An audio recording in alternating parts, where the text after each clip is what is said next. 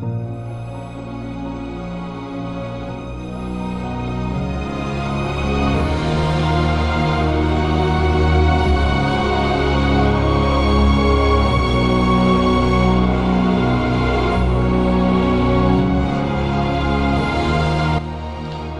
you feel the spasm in those sensitive places whenever you see grimaces when I make faces?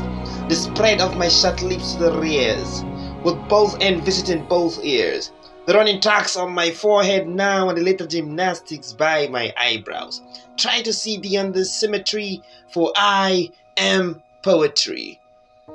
I am the 30 skin bags of wailing wisdom. I hail from the storm of rhetoric's kingdom. I shoulder intellect, barely laughter's nurture. I embrace nature, lap from streams of culture. I calabash words on the rocks of truth. I'm the message the messed age stage by youth. I am poetry. I am the fire of the pastor, the rhetoric of the orator, the influence to war or peace, the fairy to kiss or diss in bliss. I am the pride in the pen of the scribes, my music speaks to reparate the bribes. I am poetry. I'm a friend to trains that never end. I'm that output of art that makes amend. A television of life like a television, so you can't be too poor not to pay attention. I accuse and abuse like ones and fives. I am he that revives and drives archives, going back and forth, merging images behind. I'm the bomb set to detonate and blows your mind. I am poetry. I do not belong to the league of ladies who say men are scum.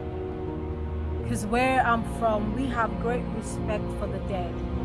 Dear ex, to me you are dead and gone. So I go ahead and mourn. Yes, I mourn you.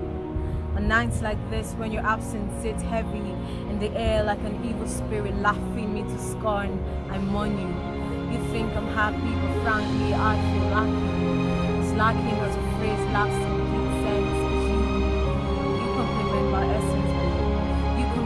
Like dots and I's, like rusty teeth. The truth is, happiness is a height.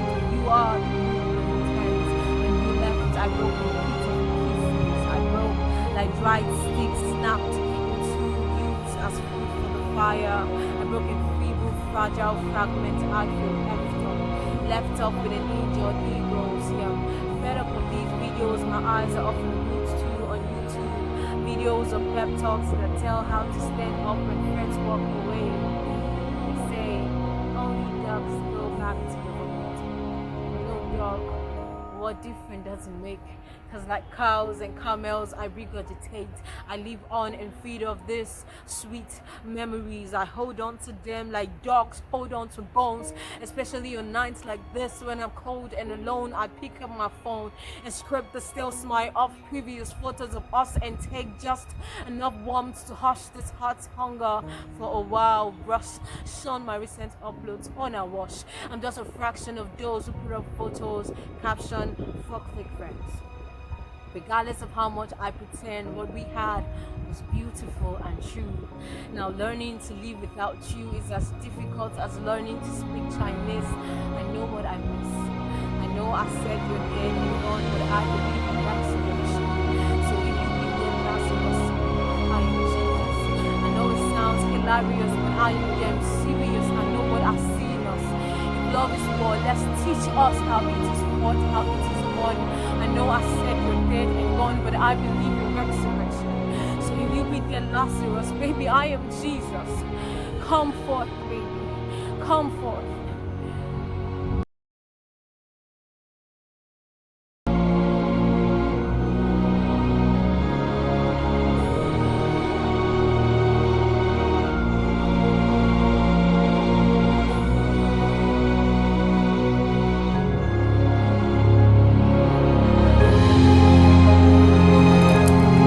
Because we chose to say no.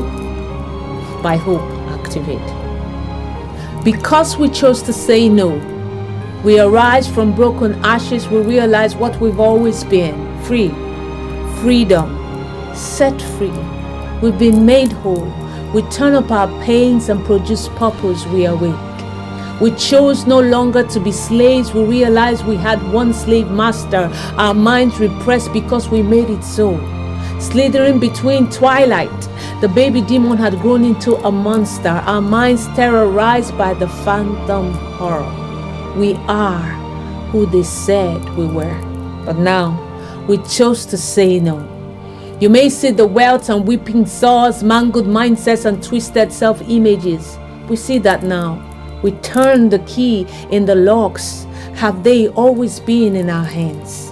Our gaze had been turned backwards from the light. We see that now. We rise from the paradox of knowing yet not knowing. Our hearts are awakened by a love that's now fiercer than death.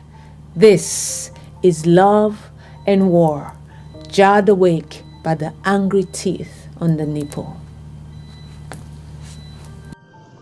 My father is a bar fight referee. Settling scores was a way of life. He owned the 1958 Gibson Flying V guitar. In his spare time, he was a rock star. His greatest hits were composed on my mother's body. There was something breathtaking about a punctured lung. How you break a woman's body like a midday fast and mold her into an invertebrate, an octopus who has no spine to stand up to a man. You see, women like my mother have mastered the art of hiding their scars long before the deceptive generation discovered Photoshop. So when you ask me in what language her sobs sounded like, I would say like a talking drum made out of stretched skin. I guess that's why they call it hide. My mother's tongue is not English or Yoruba or Ishan.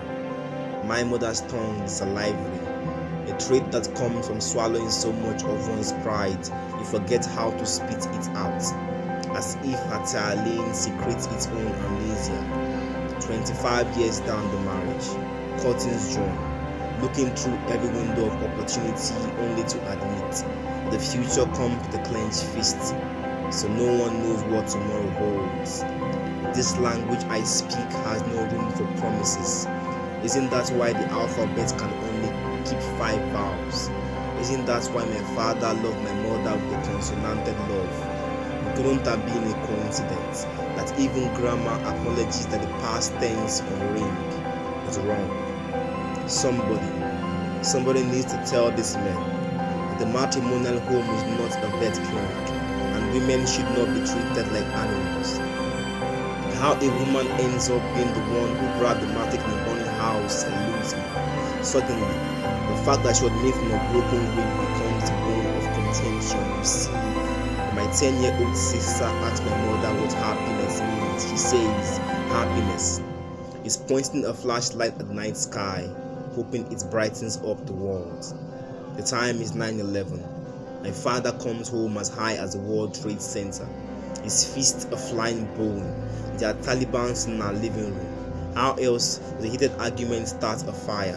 How else the Pentagon looks so much like my mother's face? You see, I don't know much about hijacked planes and Al-Qaeda missions, but I know about the night I stood up to the villain. That when the father, mother and their son go to battle, we call it a nuclear war. I still remember how I cut him short with a kitchen knife, and now mother had to finish the sentence. Sometimes there is no silver lining to a mushroom cloud. How did we wash off our identity? By drowning our heritage. This story is a two-sided man trying to be static like a mannequin. We embrace inferiority like an old friend. We are slaves to imperialism because it comes with shiny packages. We are free men yearning to be in cages. Looks like our continent was cursed. Let me tell you the story of Aole and Afonja, where fear led to untold wars and betrayals. Death left us victims of generational curses, submerged into the blood of tribal divorce. Why do they hide in the cloaks of fonts and relief? The real Africans have been cloned. We are seen as experiments of capitalism. The rest are hypnotized by the censored media. The figures, statistics and percentages are skyrocketing. The worst is coming, yet our wet hands hold on to better tomorrow. Our colonial yesterdays are forgotten. Africa makes love without protection. Our sovereignty tossing waves like turbulent seas. This whole drama has made it to the broadways, yet we are lost. Kings replaced their crowns for bowl and hats. Values died in our hands. Restructured mind, lost administrators. We fight our brothers. We bind and cast our self-determination dreams from McDonald's. This black plague is a cross-country racing towards us. The same fist that fought pale dominance now hits his brother. Gone is the sense of belonging. Our greener pastures are now grazed by the fat cows ruminating the nation's wealth. When we ask for a return, it's like a first-class train cruise. Uncle S.A. they wire us money from the afterworld. We grow inside that we are stunted mentally. Can we come to the consensus that this family meeting tag liberation is at the mercy of the elders' decision, that we pray in tongue because the Babel experience has turned us into tribal foes? The reality of hard work is now minimum wage over wardrobe allowance. The kingmakers are recipients of immortality, yet our dreams die away. The top of our voices have been silenced by political suicide. Our hopes are siphoned by people on duty. What is revolution when the tables are turned at Oliver Twist asking for more? Return to your birthplace, or watch it turn into ancient monuments of desertion. Arise from your slumber and dance to the rhythm of times. Return to Mother Earth as sons, not earth in verses.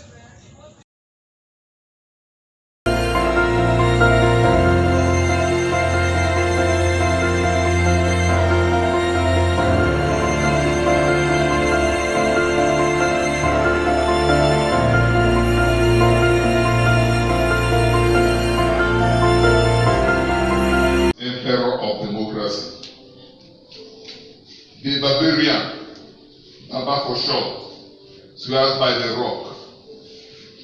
Make me the Messiah, lest the people perish. The roused and king retort with scorn. The mad Messiah becomes prisoner of the rock. The crackpot pulls a gun and wields his command. Ordain me the first citizen, or I shoot. Summarily, the said subjects stoop and salute. Here is Excellency, dear General and Head of State.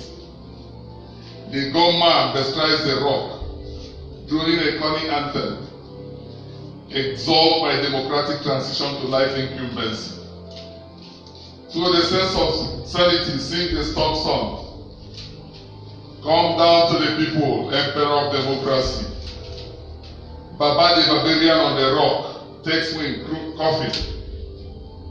Up I go, jetting across skies for foreign investment.